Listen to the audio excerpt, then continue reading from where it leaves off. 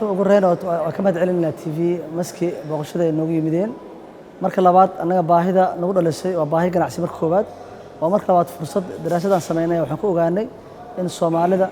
10kii sanaba ay marba wadan u guurto 10kan sano isku socoto inay tahay xilligii doorkii Turkiga loo soo guuri lahaay ayadoo laga amba qaadayo xiriirka wanaagsan ee u bilowday Soomaaliya iyo Turkiga 2011 oo sababteeda lahaay madaxweyne Erdogan iyo madaxweyne Sheekh Shariif Soomaaliyeed kadibna waxaan aragnay baahi badan ganacsatadii Dubai iyo Nairobi iyo wadamo badan joogeen inay daneynayaan in maalgashi ku sameeyaan daraasadaas marka waxaan soo baxday in anaga aan sameeyno maalgashi aan sidii karno waa baahi taagneed in aan booska dabooli karno intaan awoodno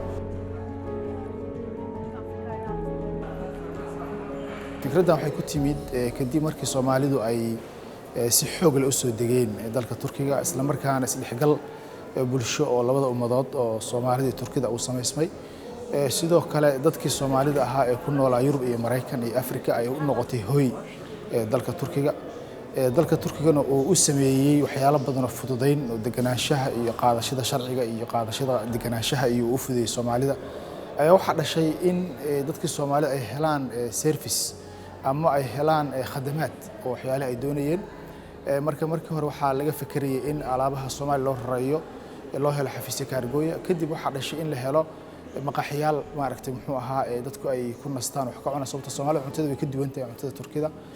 kadib waxa dhashay dadkii xanuunsanaa in xal loo helo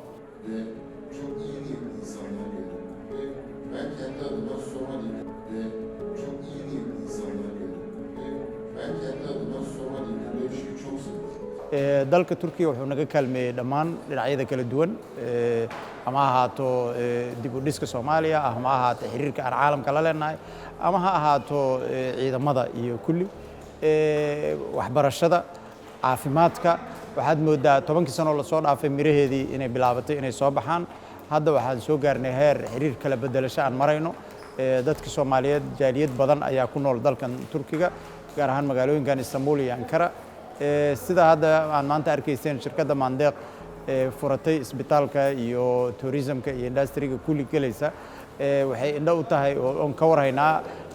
dadka ugu badan ee caafimaad dibadda u soo aada waxay soo aadaan dalka Turkiga taasna waxay fursad siin doontaa qofka Soomaaliga inuu helo caafimaad uu ku kalsoonaan karo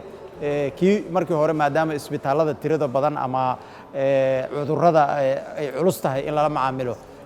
Soomaaliya lagula macaamilo halkan loo soo qaadi jiray qofkuna uu isbitaallo kala duwan tagi jiray hadda shirkaddan Mandeeq ayaa fududeynaysa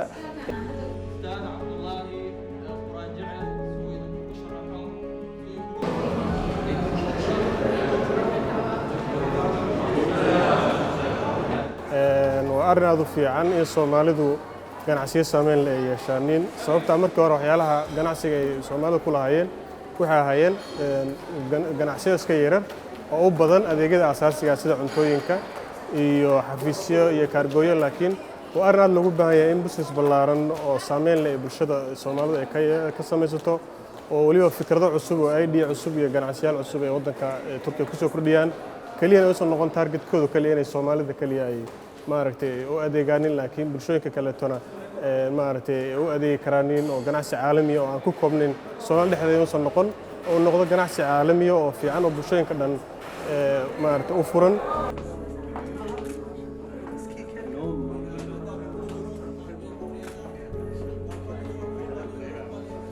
aad baan horta ugu faraxsanahay runtii maanta aan ka soo qayb galo mashruucan qiimaha badan ee dadka Soomaaliyeed ay ku maalgeliyeen not only waxay maalgelinayaan ma ahayn wax iyaga ganacsigooda kaliya bulaalinayeen wax ka shaqeynaya caafimaadka dadka Soomaaliyeed iyo dadka Turkida labadaba in Soomaalidu marka maanta mashruuc inta tira la eg ay ka hirgeliyaan waqti yar gudihiis wadankan Turkiga aad iyo aad baan u bogaadinayaa hambaliyaan leeyahay waa wax runtii aad iyo aad qofka Soomaaliyeed uu mataqaana ku farxo una bogow